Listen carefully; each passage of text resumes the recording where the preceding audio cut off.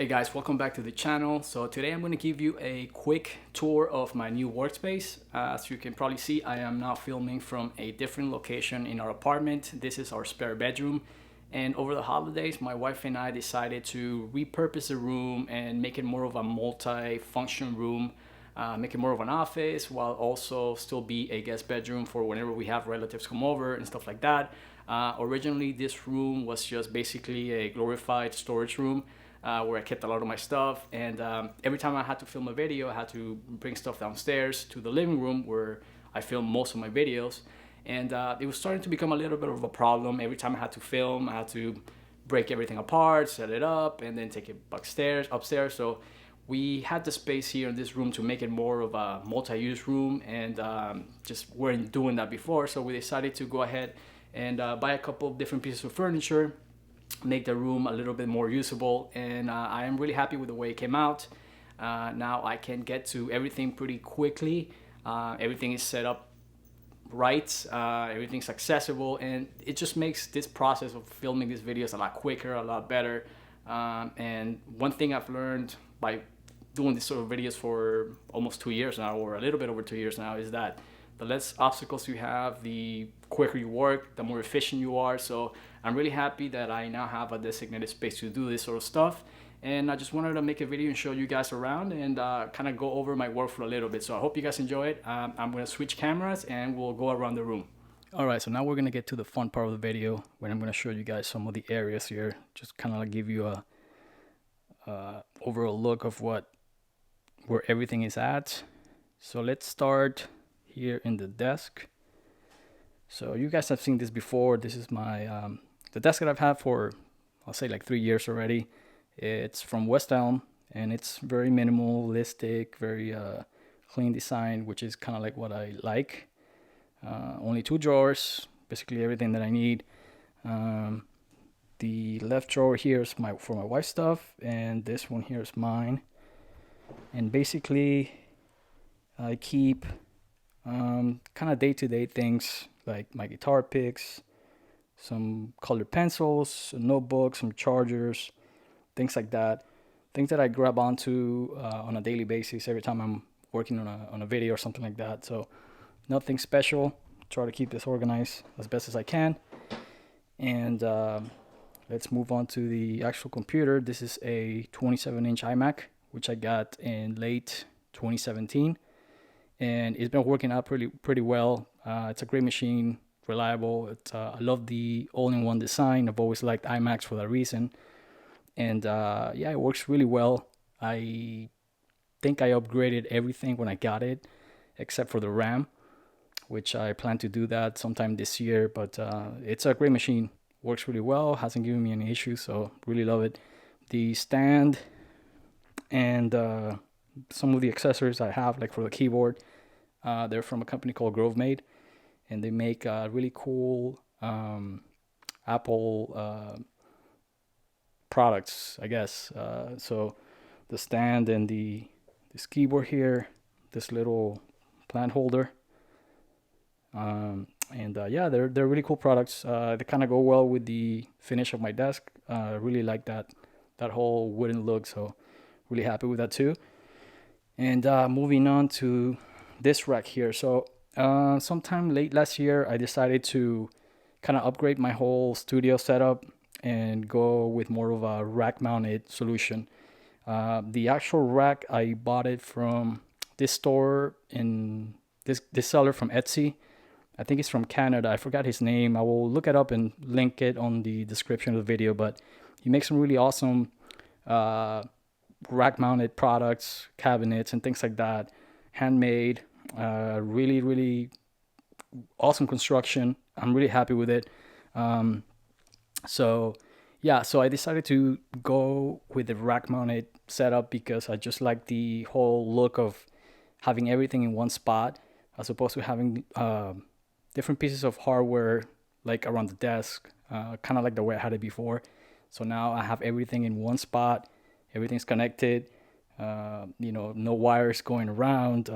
It's just a cleaner look. I think it's just kind of fits what I wanted as far as a studio or a small home studio. And yeah, it's been working out really well. I used to have the Apogee Duet and the Sur Reactive Load, which I've talked about it in previous videos. I ended up selling them and I upgraded to the following. So I start with the top, which is the Furman power conditioner. It's a really, really good unit. And out here in South Florida, we have a lot of spikes and power outages. So I wanted to get something that would protect the equipment that I have in here. Next up is the Korg Pitch Black, the rack mounted unit. I wish Korg still make the metal ones like they did in the 90s. I really like those a lot. I used to have one back in the day and really thought they were a little bit more durable than these ones. I think these are like plastic, but it works out. It works out well. It's just a tuner anyway. So that's that. And next up is the Apogee Element 88. So like I said, I had the Duet, which was an awesome unit, but I wanted something, again, rack mountable and with a little bit more inputs. This one has 8, which is kind of a little bit overkill for what I do, but I think in the future for like, recording drums or a full band, this can come in handy. And like I always say, go big or go home, right? So yeah, it's a great unit, sounds great. Love the preamps, and yeah, I love Apogee stuff.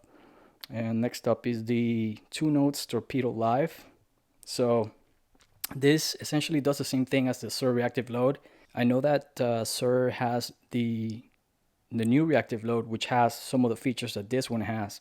But again, I really wanted to kind of go into more of a rack system, so I decided to just pick this one up instead. And like I said, it's been working out fine, so really have no issues with it. And next up, I have a little light that I use to on my videos, to a little fill light and stuff like that. This one is made by Aperture, and it's a really neat little light. It's got a lot of power. Battery life is really great, and it's a good light to have when you want to add a little bit of feel on your videos. And my little plant holder, my plant. And let's move on to this side. So this was another piece that we got to sort of match the desk that I already had. And here we have all of our books. A lot of them are my wife's books, and some of them are here. These are mine on top. And here I have the rest of my camera. So I don't know if you guys know or not, or talked about it, but I'm a huge camera nerd as well. I love photography. And so I have a few cameras. So the one I'm filming with right now, it's a Canon EOS R, which is a great camera for, vlogging and photography too, and even video. It's a great little camera. But this guy right here, this is my main camera. And this is the Canon C200, just a monster camera. And it was a big investment, but like I said, I love video and photography, and I always wanted a cinema camera. So this one is pretty much everything that I could ask for. Great camera. And next up is my main photo camera. If you guys follow me on Instagram, a lot of the pictures that I show lately have been with this camera right here. This is a Leica QP, and it's a full frame compact camera, which is awesome for traveling because you don't have to carry a lot of lenses. This has a fixed lens, which is perfect for kind of what I need. It's a 28mm lens, and pretty much covers everything that I do when I travel, and even for just product photography and things like that. It's an amazing camera. I've always wanted one of these when they came out, like back in 2015, I think. So amazing camera. So okay, so now in here, I keep pretty much like my lenses, some cables, chargers, things like that. I have everything labeled. I have that OCD. But basically, I keep all my lenses here, so every time I shoot, I just grab them really quick from here, and I get rolling. That's kind of what I like about this whole setup, that everything is kind of reachable. And then, again, keeping this room as a guest bedroom. Also, we have the TV and another little piece of furniture that we bought to match the whole setup. And here I have my headphones, I use headphones to monitor. Really good. Had them for like a few years now, and they work really great. And here I have like a Super Nintendo and some other stuff, cables, things like that. So I try to keep that organized. And in this corner right here, I have the latest amp that I got, which is the Balthasar Film Noir 18. Great amp. I did a little video on it, like a quick playthrough on it, if you guys haven't seen it. And it's nice to have a little combo amp that you can just kind of play, as opposed to connecting one of those bigger heads that I will show you now. It's not that loud. It's only an 18 watt amp, so it's good for play around the house. It's not so loud. Couple of wall art, and then here's the bed.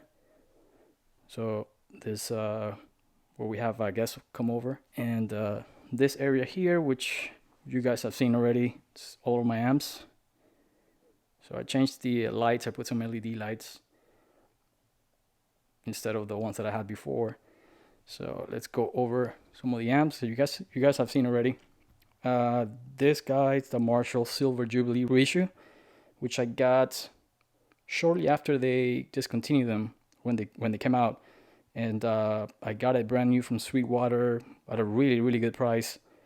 I forgot how much I paid, but it was way less than new, obviously. And I think it's my favorite Marshall of all time. Really, it sounds really great. And next up is the Buddha Superdrive 80 Series 2. And I've always wanted this amp when they came out early in 2000, I believe. And back then, they were super expensive. They're point-to-point hand wire amps. And I picked this one up last year from Guitar Center used. I think I paid like $750 for it, which was a steal. And it sounds great. Really love the sound. It's super loud, like extremely loud. So it's not really a bedroom amp. It's more of a recording or live amp for sure, because it's way too loud for an apartment. But it sounds great. It's awesome. 2 channels. Sounds excellent. Next up is the Bogner Ecstasy Classic.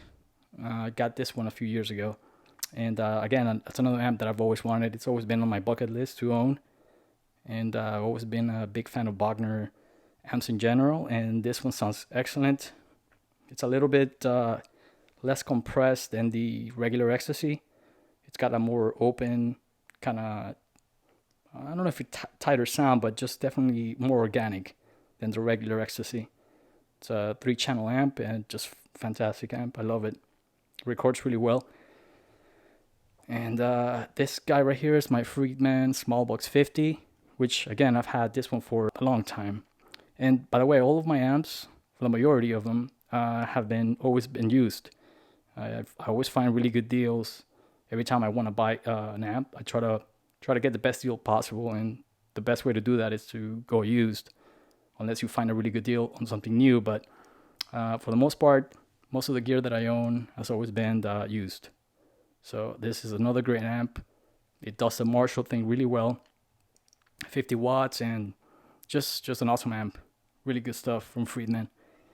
And this guy right here, which is, I think, probably my favorite amp of all time, the Mesa Boogie Dual Rectifier Revision F, made in 1992. I also made a video about it a long time ago, if you guys haven't seen it yet. I talk a little bit about the differences between this amp and the newer ones.